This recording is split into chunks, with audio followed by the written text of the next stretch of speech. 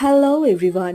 সকালে উঠে স্নান টান করার পর ঠাকুরের পায়ে আবির দিয়েছিলাম, তারপরে আমার দাদু আমার বাবা সবার কপালে একটা করে টিপ দিয়ে দিয়েছিলাম। তারপর সোজা চলে গেলাম ব্রেকফাস্ট করার জন্য। আর আজকে আমি ব্রেকফাস্টে বানিয়েছিলাম হচ্ছে বেসনের চিলা। আর আমি ভাবছিলাম যে কি বানাবো, বাট আমার দিদি বললো যে বেসনের চিলা বানাও, তো সেই জন্য বেসনের চিলা বানিয়েছি। আর উল্টা দিকে বিশ্বাস করো একটু ভেঙে গেছে, বাট টেস্ট খুব ভালো ছিল। এরপর আমরা খেললাম হোলি অল্প করে। ঠিক আছে, হ্যাপি হোলি। আমার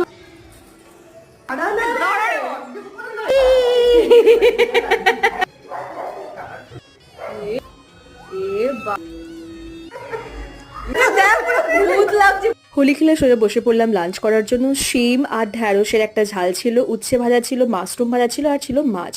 তারপর সন্ধ্যের সময় আমি জাস্ট হালকা একটু ওয়ার্কআউট, তারপর খেলাম একটু চা।